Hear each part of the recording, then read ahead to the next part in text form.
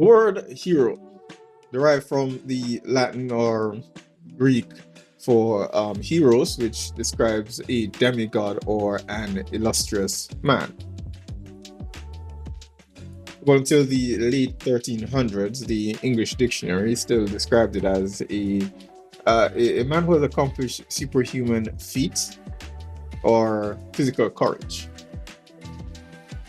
Of course, as we became more progressive, the word man was stripped away from the description altogether, and it was replaced with person in order to be more inclusive, to include women.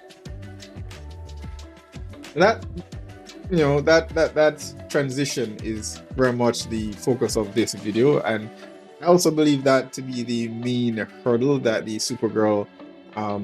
upcoming Supergirl film will face in the coming weeks. If we strip away Millie Alcock's comments, as hilarious as they may be, if we eliminate James Gunn's script, let's put it that way, if you remove all those things, would this still be a successful film?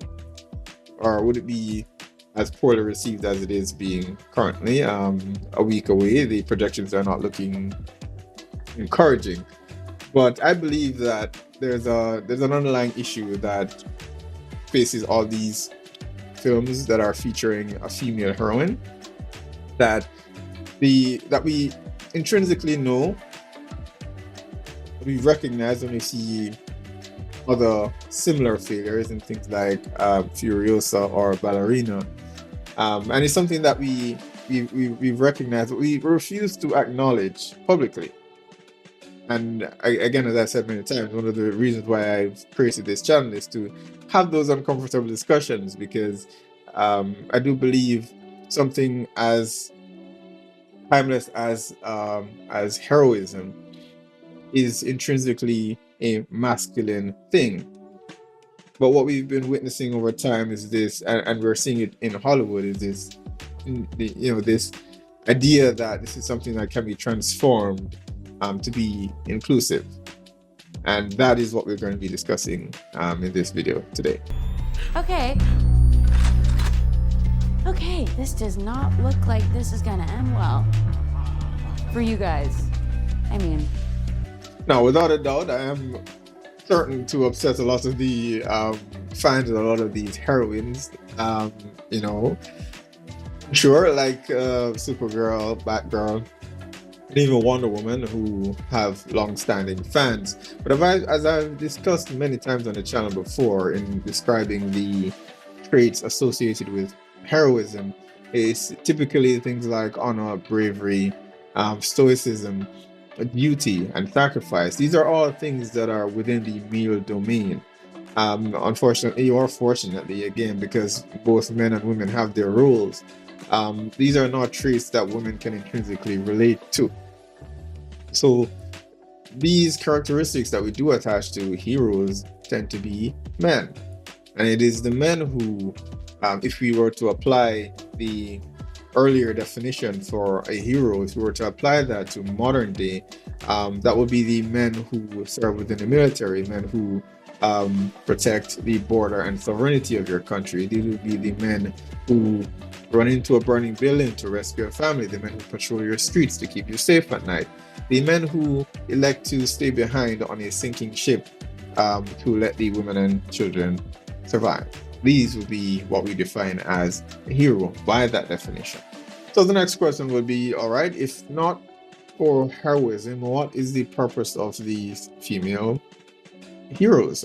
Why do they exist in comic, and so on? And the answer is really simple. These female heroines exist in comics for one reason and one reason only, and that is to appease the young male demographic as fan service. That is the sole reason for these female characters.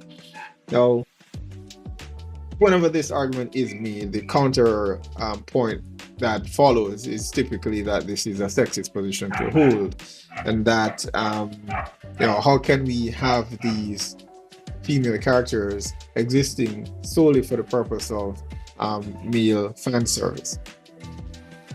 And I find that that argument is never really consistent, right? If we examine the flip side, the content that women largely consume, which would be novels more than comics, and we examine those works that women consume, things like Twilight, for example, you'll see that they do very much have male characters who exist for no other reason than the female fantasy, right? For those of us who had to watch the Twilight movie, we had to sit through watching Jacob take his shirt off for the 100th time for no apparent reason.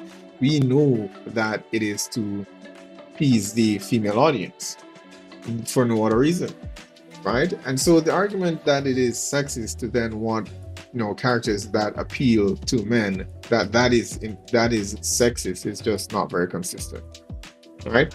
And in the end, Supergirl as a character faces that very same challenge, because it is trying to subvert that idea that the character exists for that reason. And you've seen it in Emilia Clarke's comments where she's saying that the character is not it's not so much for men as it is for women and gays, and all the comments that she's made about men and ownership of female bodies and so on. We've seen this happen time and time again, right? Whether it is with Ballerina or Furiosa or any number of other female characters that try to subvert the masculine by making the franchise a bit more feminine, but without the character maintaining any femininity whatsoever. It's this idea of trying to fit a square peg into a round hole. It just doesn't work. The main issue here is, in order to make these female characters heroes in a modern film, they will then have to give her very masculine characteristics.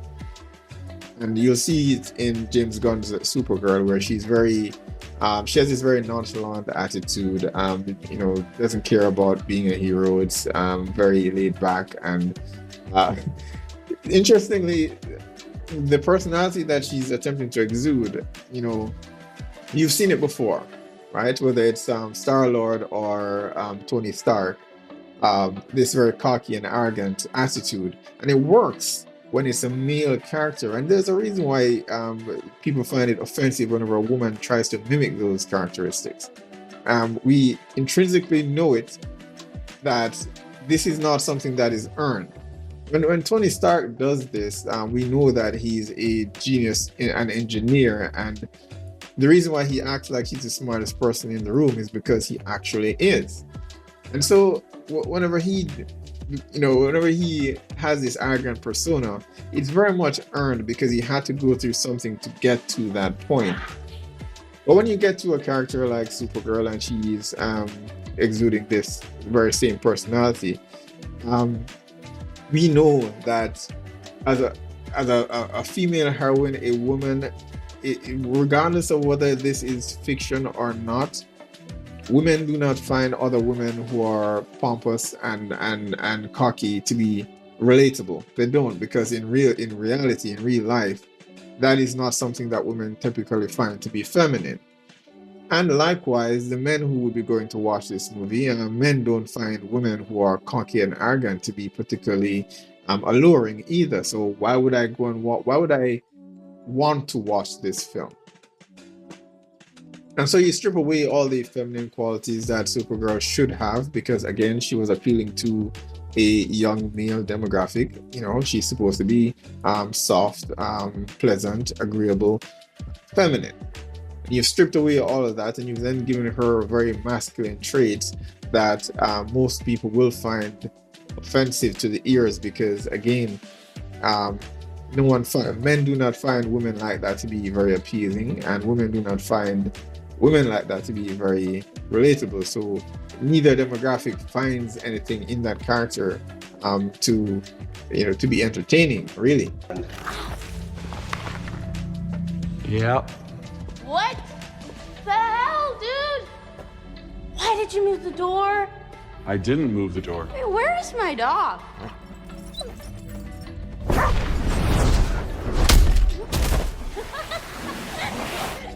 Okay, well, this is why he has behavioral issues. It's not healthy, is it? Come on. Thanks for watching him, bitch.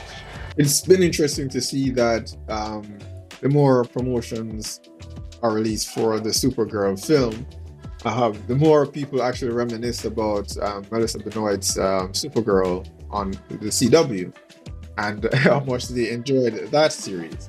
And if you examine the differences between the two characters, you note that one of the reasons why it wasn't a great show. It had a lot of problems. It was very cringe and cheesy in a lot of ways and very cheaply made. It's a CW show.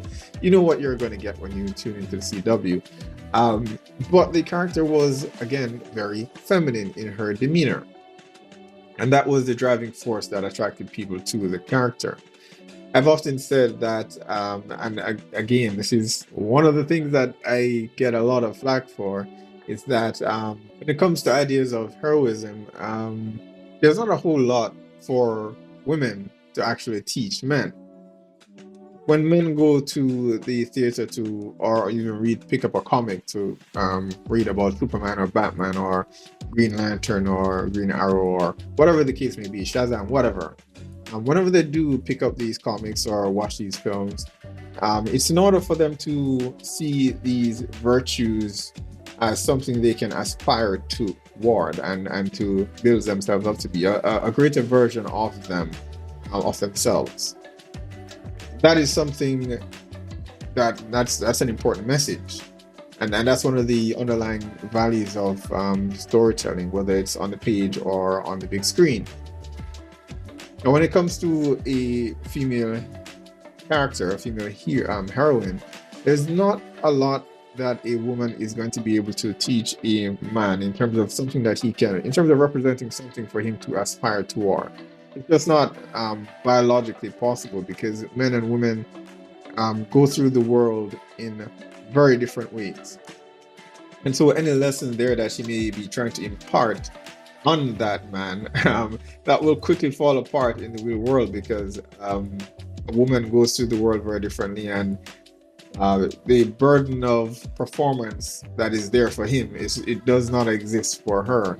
And so any of the values that she could attempt to teach him will fall flat because she herself has never experienced the things that he has or will experience.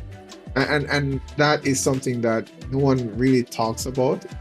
And one of the reasons why I personally don't think there's much value for these female heroes to add to the big screen. I believe the issue here, particularly for Supergirl, is that these female heroes really should just be supporting characters. I think it was a mistake to give Supergirl a movie. First off, it's not a movie that anyone asked for. And secondly, once the glamour of the new production wears off, then the audience interest in these female heroines tend to fall off a cliff as well. We've seen the same thing happen with Wonder Woman, with Captain Marvel as well. All announced under the banner of this huge universe that's going to be, that's going to be produced for the next several years, right? And so you're excited for it, and it's the first time that a lot of these characters are coming to the big screen. You want to see it. And they do one movie and it does well because of that, because of the hype and the build up toward that. And then it falls flat by the next film. Some of that can be attributed to the poor writing and acting and all of that. But the reality is, if you do look at the other, maybe not necessarily comic book films, but again, the other female spin-offs like Ballerina and like Furiosa, you'll see that it's not so much a matter of the writing as it is audience interest, because these are women attempting to adopt masculine traits, and as I've said, this is not something that resonates with the movie-going audience because male-female experiences are just vastly different. And so that is what I believe to be at the heart of the challenge that Supergirl faces, the uphill battle that it will face. It's not so much Miliako's comments, those certainly didn't help. It's not so much the script that James Gunn supposedly didn't write, but I believe from everything that we've seen, from all indications, he did a lot of he contributed a lot to that script. But it's not any of those things. They certainly didn't help. But from what we've seen in the in what Hollywood has been producing with these female-led films, there is a point where the audience rejects this idea that women can don a cape and be represented as heroes, because it is simply not something that the audience believes is really practical. And we can, I've heard the argument before that, okay, this is fiction, and so our real world experiences should not matter when it comes to products that are heavily fictionalized or in fantasy for that matter. But the reality is, we examine these products using our own lived experiences, right? Yes, we know men can't leap tall skyscrapers in a single bound. They can't fly, or they can't shoot laser beams from their eyes. We know all of that is true. But at the end of the day, we know that if a hero did exist, it would be a man. And that is the underlying issue there. We know that because the real life heroes that we have witnessed throughout all human history, and those that live, serve, and protect us during our waking and sleeping moments today, those are all men.